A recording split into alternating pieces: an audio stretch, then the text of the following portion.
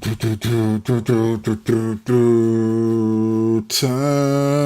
is on my.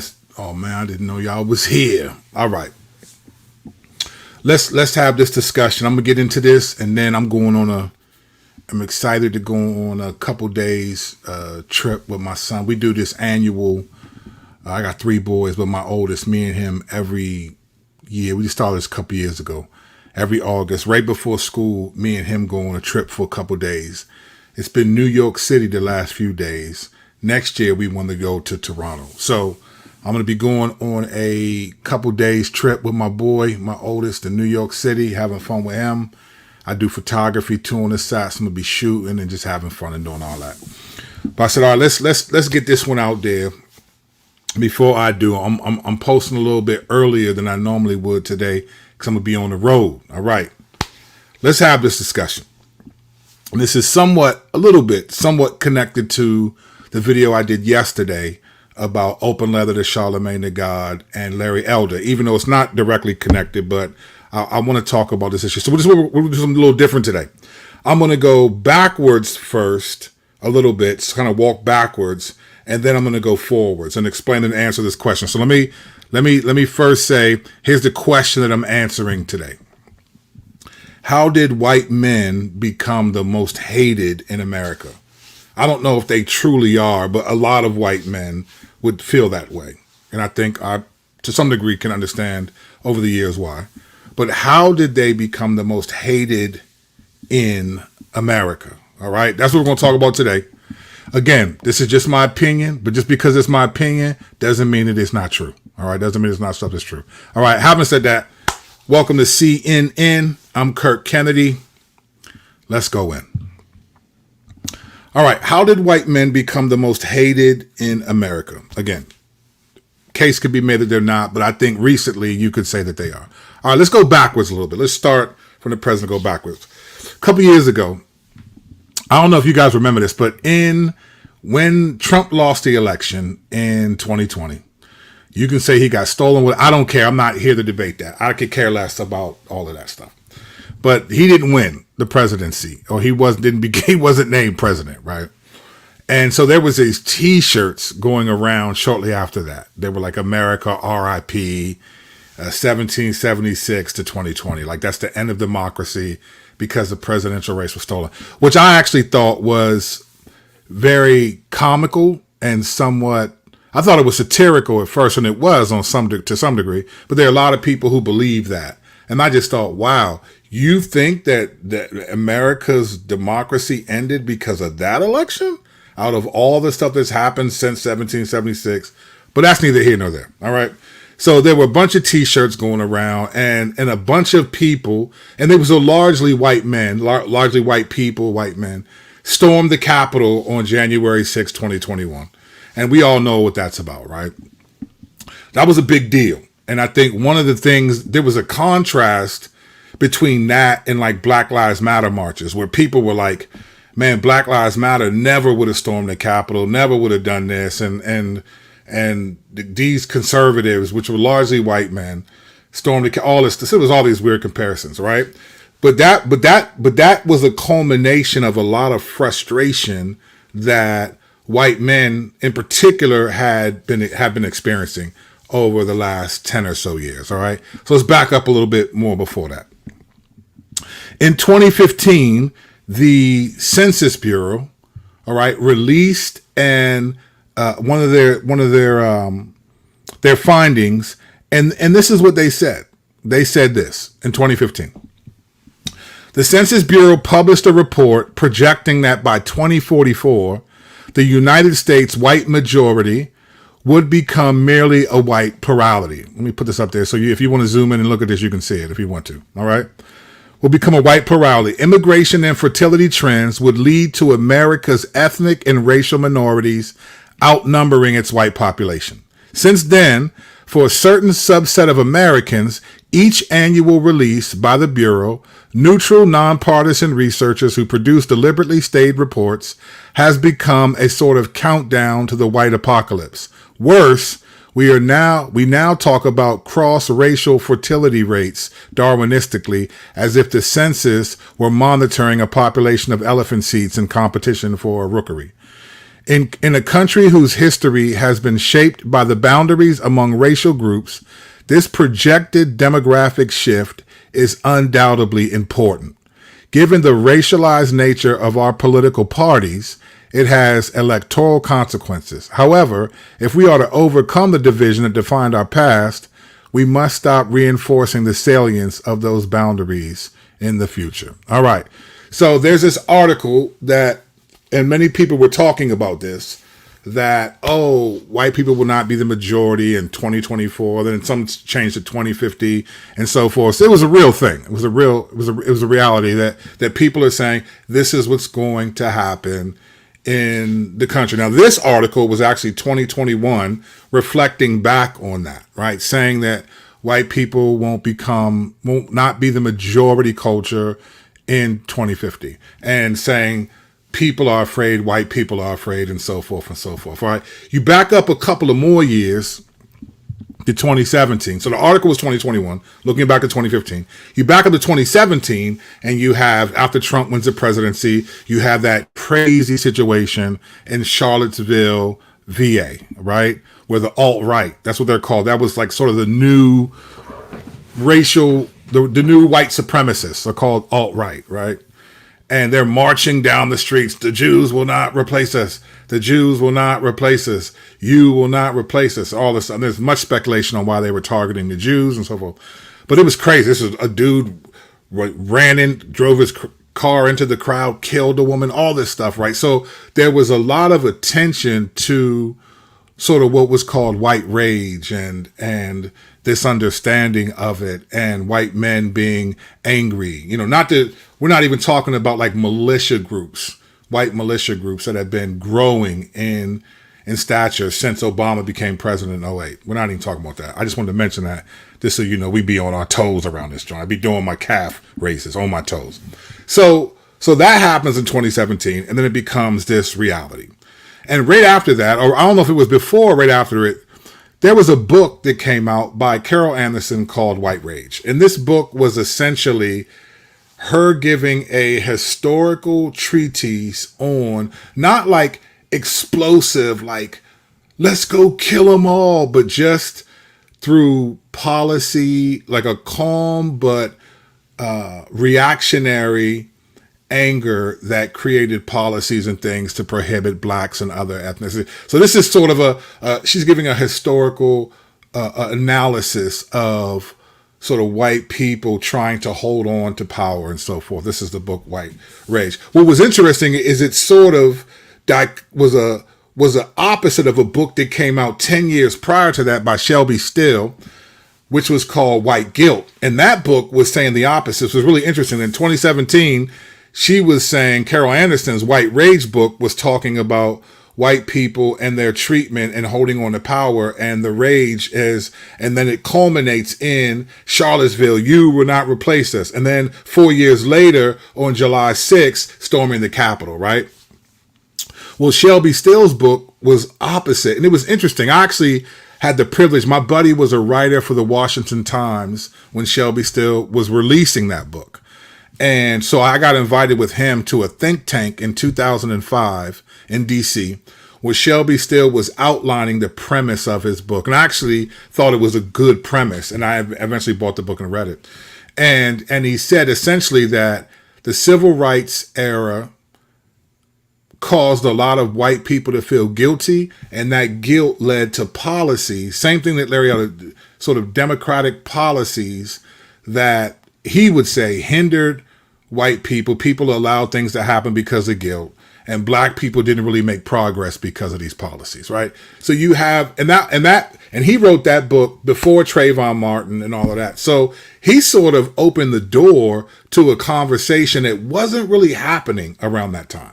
I mean, we were still reeling from 9/11 when he dropped this book, and still kind of, it was Bush's second term presidency, and it was thinking about Iraq and Saddam Hussein, and the country was still a little bit somewhat unified because of 9/11. So when he dropped the book, I didn't feel like people were having that conversation.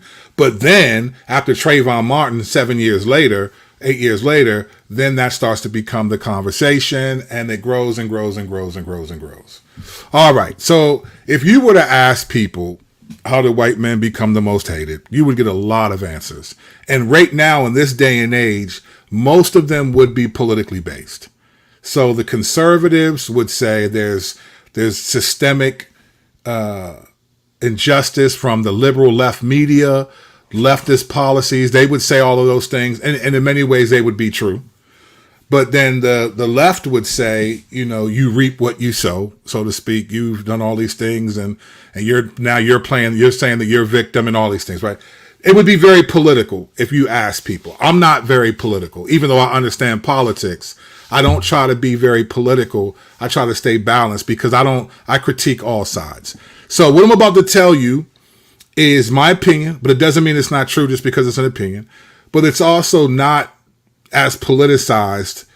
I don't have a political party that I'm defending. I am going to speak to what I think are historical developments that have gotten us to this point. And it's probably going to surprise you. So stay with me, because I'm not going to say what people think.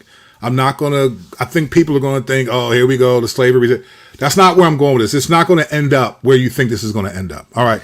There are three reasons why or how white men have become the most hated in America.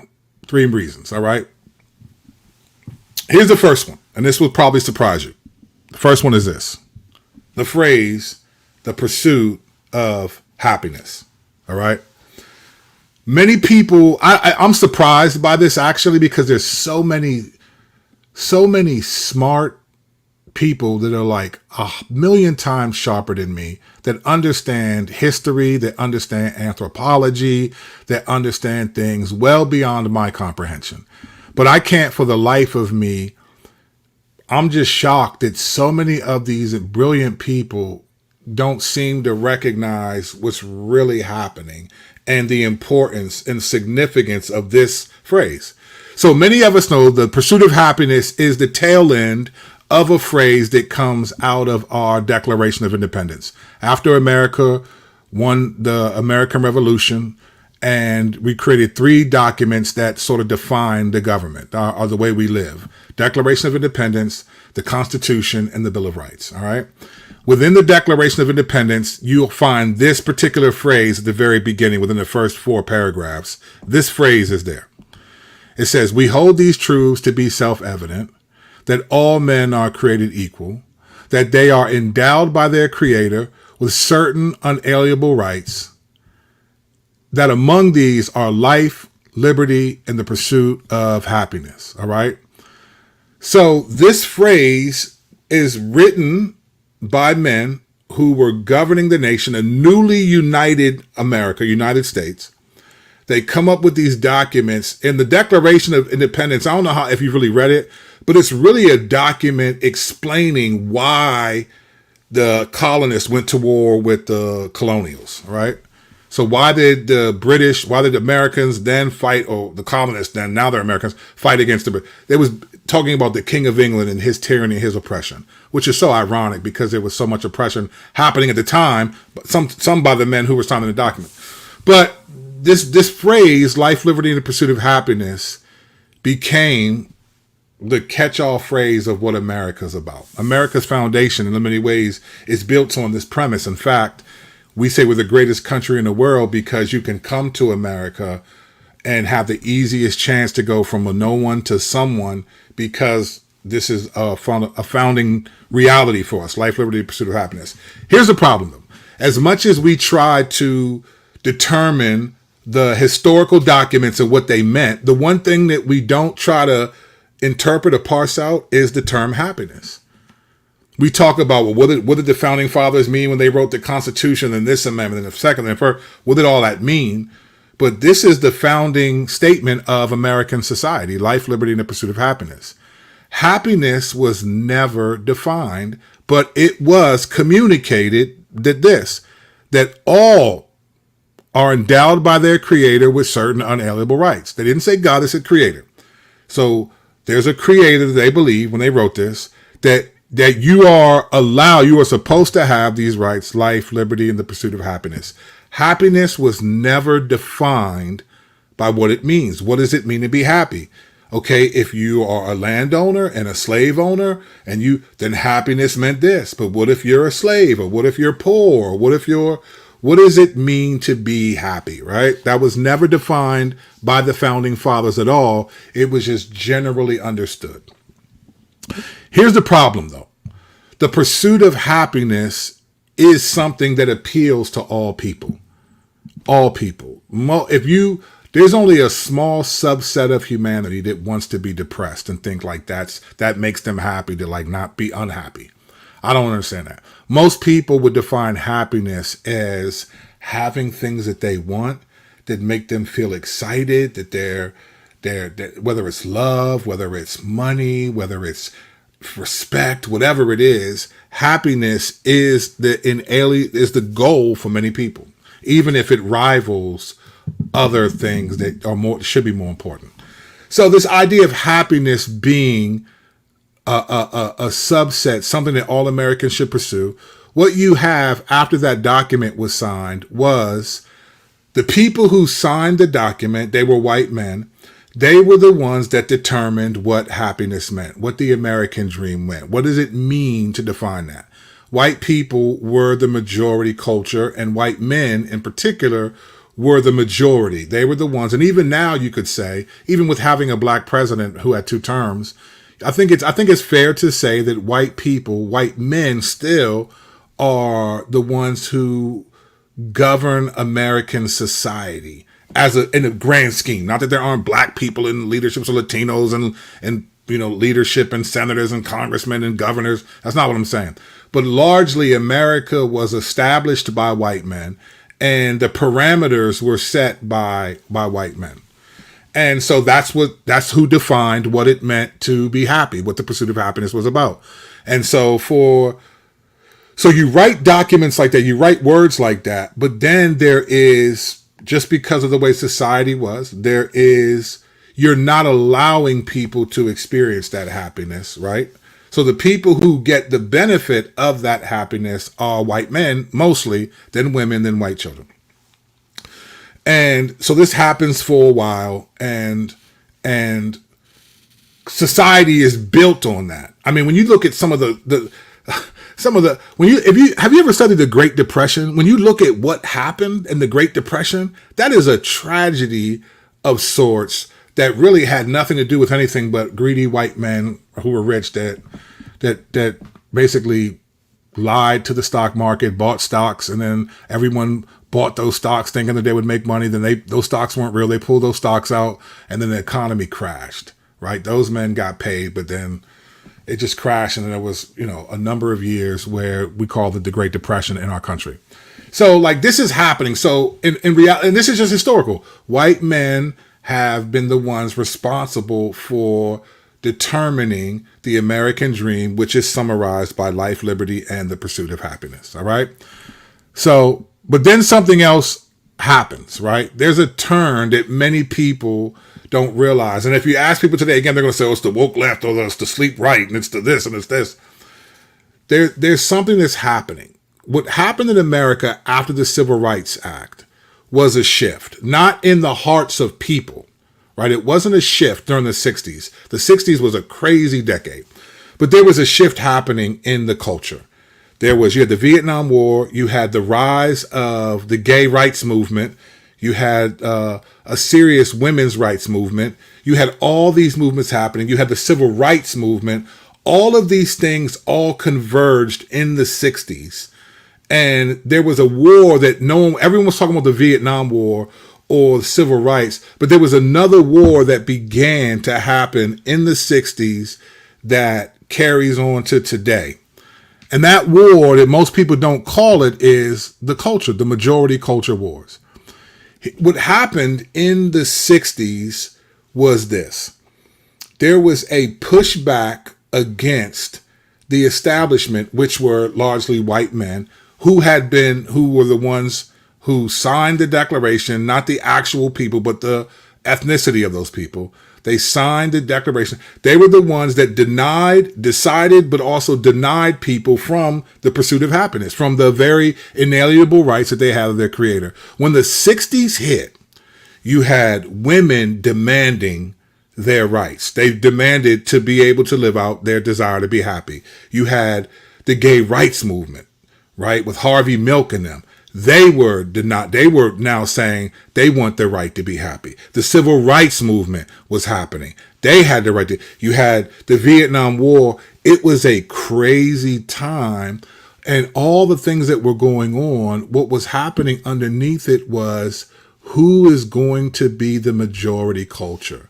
You see, the one thing that we've learned over the last couple hundred years is that whoever is the majority culture, they determine the morality of the culture. That's just in any culture. I don't care where you live. I don't care. It's not even about white or black. Whatever country you live in, whoever is the majority culture, whatever those people are, whatever, if it's a political party, whatever, they determine the morality of that culture. They determine the ideals of that culture. So in the 60s, all of these different groups converged. Black people, gay people, women, all these groups were converging to really battle the people who were the majority culture, which were white men. But it wasn't really targeted at white men in the same way that it has been recently, and we'll get to that. But there's been a rise of, in the 60s, it started the majority culture wars. People wanted to, but it didn't start off as that. It started off as the pursuit of happiness wars. People who were gay got tired of saying, I have to hide who I am, and they started saying, I want to be gay. And then you started having gay marches. Black people were marching, tired of oppression. Women were tired of the oppression of men. So all of this was happening, and it was really the pursuit of happiness. People were trying to live out. I don't think people realize how many people really believe the American dream. But because happiness isn't defined, we end up developing our own understanding of what happiness means. And this is what started to happen. So happiness became, I need to just be, for the gay rights community in the 60s, my authentic self. For black people in the civil rights era, change these laws and stop oppressing us. For women, allow us to have bank accounts and have our own and be CEOs of companies and whatever it is, right? There were so many things happening that what people were after was a pursuit of happiness that wasn't clearly defined by the founding fathers. And so as this is developing and developing, there still was a sense of, all right, it was more about looking to white men who were the majority culture to make the changes so that each of these demographics can now pursue happiness, because all the laws against happiness were created by white men, and they were instituted by white men because those were the men, they were the majority culture and power. But then there was a shift that happened in the early 70s and into the 80s and then today. In the early 70s, a new music genre started in the Bronx, South Bronx, that would be called, now today we know as hip hop. And when hip hop came, hip hop was the first time we saw a dramatic shift in the way we understand culture. Culture was largely understood by politics, senators, governors, president, teachers. I mean, there was a time where people wanted to be rocket scientists and stuff, right? But the culture changed all of a sudden. After the 60s, the culture in America shifted. It shifted. And it shifted from a policy culture, a leadership culture, to an influencer culture. It became influence. So rap music shows up on the scene, and it's this cool, hip music on one side, and then you got punk rock that shows up in the white community on the other side. And these two musical genres come at the same time. They emerge as something that's cool, something that's chic, something that's hip. And all of a sudden, particularly rap music, begins to take off and become a lucrative business. So all of a sudden, people who have been poor most of their lives, because they can dance and rap over a beat, now they can rhyme over a beat. Now all of a sudden, they're getting opportunities that they would have never had apart from that. But with those opportunities come a fascination with black culture. And now all of a sudden, rap music, even though the record labels were largely run by white people and even the French own a lot of the record labels, but it was still the face of the music were black people and then some Latinos and so forth. And then you get a shift in the cultural framework, the mindset. Now, white kids think black music is cool. Black slang is cool. You want to become black. You want to rap black. All of a sudden, black people become are fighting for the majority culture, not by numbers. When I say majority culture, I don't mean how many people or but I mean by influence. All of a sudden, rap music becomes a dominant influence in the cultural collective mind of America, and that's largely the message is coming from black people. All of a sudden now, the majority culture of white people who have is being somewhat threatened. Not in terms of power, they still run the Congress and they're the majority CEOs and those things, but in terms of who determines how people think and what's cool, what's hip. It used to be white men and white people, and now all of a sudden this is changing. Black people are coming in and changing this. So now there's becoming this culture war and not even realizing it. There's a majority culture war happening where people are no longer thinking that the people who were the majority culture, which were white men, are telling us what to do.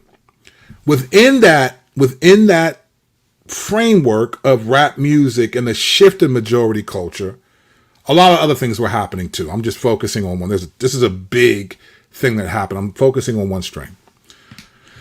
Then you have a rapper by the name of Tupac Shakur. And I would say Tupac Shakur, actually, the ideology of Tupac Shakur is the summarization of the answer to this question: how do white men become the most hated? And it's not going to be what you think. So Tupac comes in, and Tupac is born in New York City, lives in Baltimore for a little while, but then moves out to Oakland in the West Coast. Now, in those days, in the late 80s and 90s, and even today, but a little different, that the way that you were defined by the culture of California was gangs. But Tupac didn't really grow up in California. He grew up in New York and then Baltimore. And he was in a school of performing arts. He wasn't a street dude. He couldn't come out there and claim Crips or Bloods. So when Tupac came on the scene, he came out with a group called Digital Underground. If you know anything about old school hip hop, Digital Underground, they had like the song, the Humpty Hump. I do the Humpty Hump. I do the Humpty Hump. And people say, yo, Humpty, you're really funny looking. For those of y'all that know, y'all know, right? It was kind of a silly rap group. It wasn't really like a black, the way Tupac was. So what happened? So Tupac moves out to Oakland. He gets a record. He gets on with this group, Digital Underground. But he can't claim Crips or Bloods. He can't claim them because he's already sort of in the musical world. You can't just claim. Back then, you could just say claim Crips or Bloods now. But back then, you had to get jumped in. Tupac didn't do that. So as he grew, what Tupac did was he changed everything by instituting two words: thug life. Let me tell you why thug life became the undisputed heavyweight champ of why today is the way it is today. Thug life was essentially Tupac's antidote to gang life. Tupac can't claim Clips or Bloods or Latin Kings or any other West Coast gangs. He couldn't do that. He would have been faking and he would have got killed, presumably. So what Tupac did was say, I'm not a Crip or a Blood. I'm a thug. I'm an army of one. I'm an individual. All right? I'm an individual. He had thug life tattooed on his stomach, and it became the way that he lived. He didn't have to say, I'm with this group. I'm with this gang. I'm from this street. I'm from this block. He basically said, I'm an individual gangster. I don't have to be from any neighborhood. I don't have to be from any colors. I'm representing me. It's a mentality. Thug life was an idea, and guess who could be a thug? Anyone. It was about being an individual and doing what you want to do and not having to care or associate with anybody else. And this is what he did. And it was a brilliant thing for him. It worked for him because he all of a sudden started going crazy. He came out with Brenda's Got a Baby and black conscious music to then shooting at undercover police, getting arrested for rape in New York, all of these things, right? His life was just a tailspin, but a lot of it was because in Tupac's mind, he represented thug life. And that was a popular draw because, one, America has a love for violence and gangsters and all of it. We can go back to the Wild West days of Doc Holliday and Billy the Kid and all of those people. You go to the love for Al Capone and the mafia, and then there's just all of that, right? So Tupac is living the embodiment of what America loves: is money, violence, sex, all those things. But he's doing it as an individual. He is the new James Dean, rebel without a cause, right? He's the John Wayne of the modern era. He's the Clint Eastwood. He doesn't care. And so what happens is this idea of I don't need to associate with any gang or anything to be what I want to be becomes widespread. And it actually, it affects all the communities of America, not just the black community. You started seeing rises in gang activity in white suburbs, like people just going berserk. Like, there's no reason why you should be a street dude, a gang. You're not from any gang, but when you're a thug, that's a mentality. It's an idea. Okay. That's what starts happening in Tupac.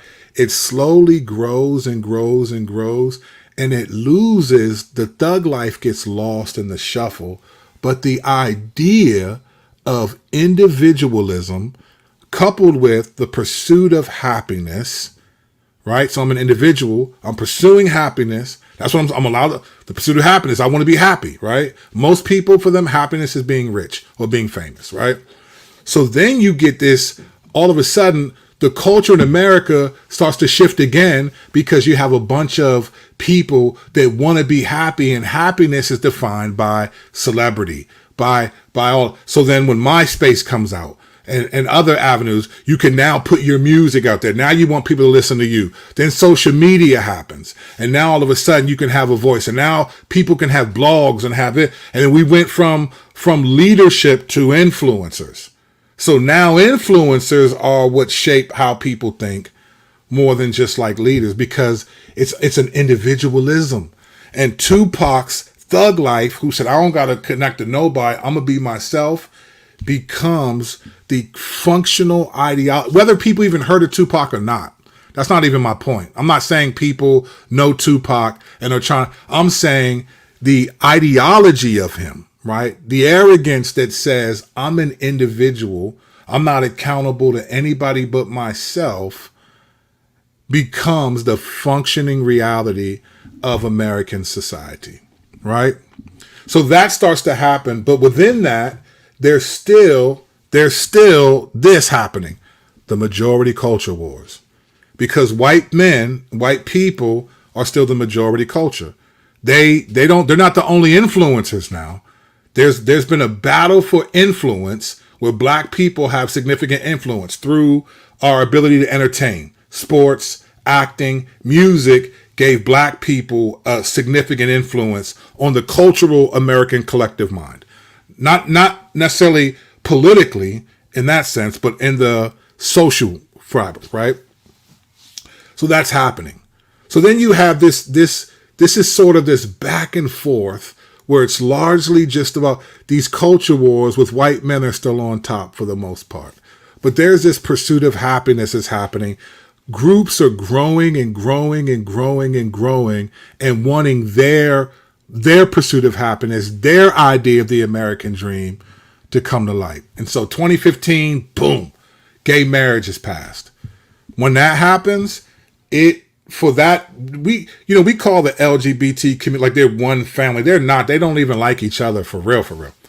But from that, once that happens in 2015, the Oger-Buffel ruling, all of a sudden now you have this class of people who are now saying we're justified in how we are and who we are. We're justified in who we are. And then from that acronym, the T rises and now says we need to be taken more seriously, right? We need to be, we're our own entity. We're the ones that we're the most, and so everyone thinks, oh, it's about who's being the most oppressed and whoever's that. And that's what the right will say and the left will say. And it became a political thing. But what's happening underneath is everyone is vying to be the majority culture.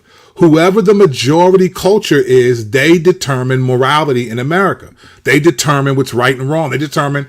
And so what's happened is the sexual acronym community, that LGBTQ, they're one subset of people who have been fighting to be the majority culture. It's not even about being left or right. They don't care about that. There are gay people on the left and the right. They don't care about that. They want to be the majority culture. And that's why people are like, how could this small percentage of people because they are united in many ways. They're not united in their sexual preferences, but united in wanting to be the majority culture. The majority culture wars are what's happening. Then you had, in the last 7 years, the mental health community started showing up. All of a sudden, it becomes cool to have bipolar disorder. It becomes cool to identify with I'm depressed. It becomes cool. Everyone now has ADHD. Everyone has it, right? So you have now the mental health community. All of a sudden, they want to be the majority culture. And again, whoever's the majority culture is going to determine the morality and what's most important in the collective American conscience. And so now you have the mental health community wanting to be the majority culture. You have the gay right, the LGBT want to be, and then you have, and they're all going after white men because white men have historically been the majority culture and the ones who denied them the pursuit of happiness. This is not as political as people think. This is not the woke left version. I'm not saying those things don't exist, but people give so much sway to that. What's happening, we are in a majority culture war. And even the smallest subset of people can be that. And everyone's a thug. Everyone's an individual. Do you know, I remember a couple years ago, someone said to me, hey, Kurt, you're kind of a public figure. And I was like, what? What are you talking about? I didn't even realize that a public figure is an actual designation that people have. Like, you can be a public figure, which means you have influence. You have popularity. You have Instagram followers. You have YouTube. You can be a public figure. You could have been a chump in like high school, laughed at and all of it. Could not have good grades, but somehow you're creative or you say things that people like and you become a public figure, right? And people are vying for that. Why do you think people want to go viral? Because if I go viral, then I get to have, for 15 minutes of fame, they say, I get to be in the majority of the culture. People want that reality. Now, there's another reason, which is not for this video, that we'll get into in the next video. But so what's happening here is, understand, they're going to tell you it's the woke left or the sleep right or whatever it is. And there's some truth, but underneath it all, there is a pursuit of happiness that all people are after. Unless you really understand the world and know that that's not always going to get you what you want. There's a pursuit of happiness, but underneath that, there is a who's the majority culture. And because of the historical atrocities that white men have not only allowed, but demonstrated, nowadays, people could care less about white men. The Me Too movement, hashtag Me Too, it was about all men, but a lot of it was about white men. It was the first time where women thought, okay, these dudes are actually going to go to jail. Harvey Weinstein, Matt Lauer got fired from stuff that white men were just getting away with. It was like, man, I don't want to hear. Once it was like, oh, we can actually go after it, everyone started doing it. And notice how that movement burned out, right?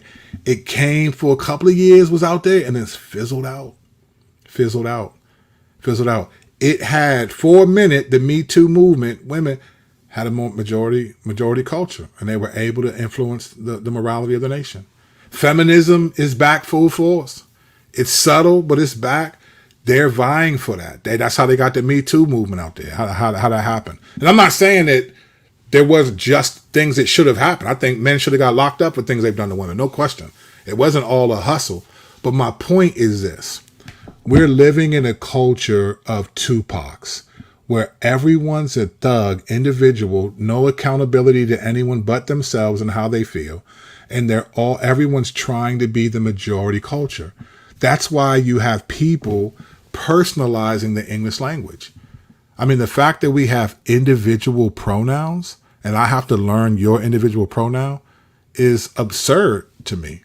I just don't have the time or the energy to do it. I'm sorry if but again, why is that even possible right now? Because everyone is vying for this. And America is right because you no longer trust or look to the white men.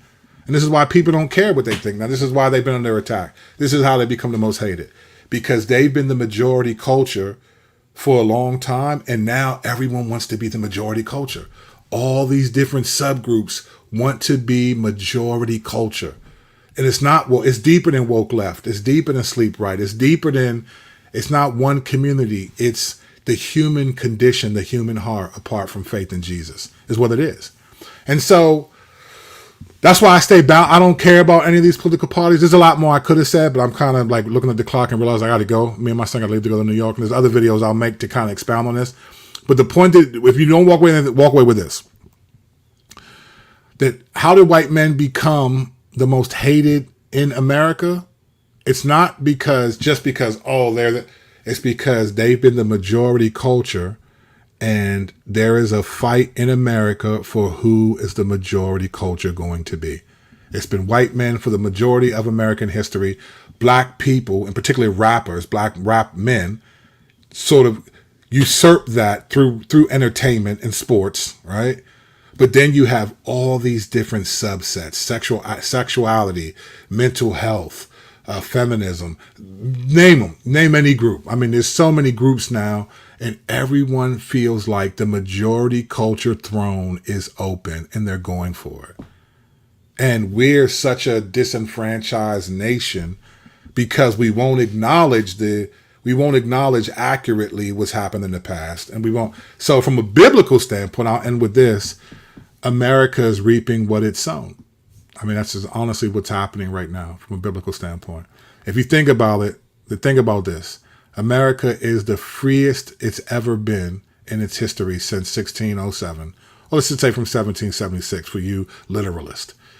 From 1776 to today, this is the freest America has ever been. There's no slavery.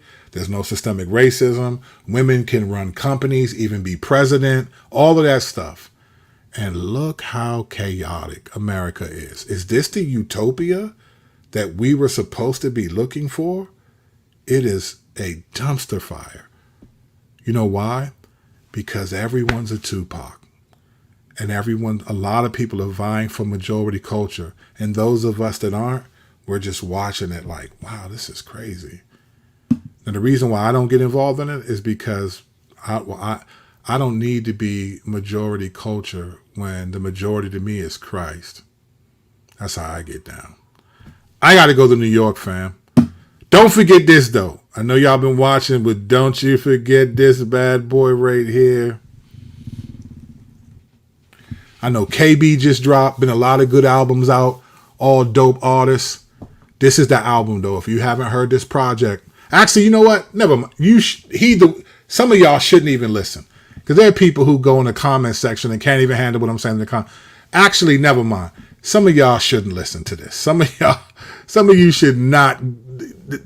Don't listen to this album. Some of you should not get it. But for those of you that are rebellious, kind of like myself,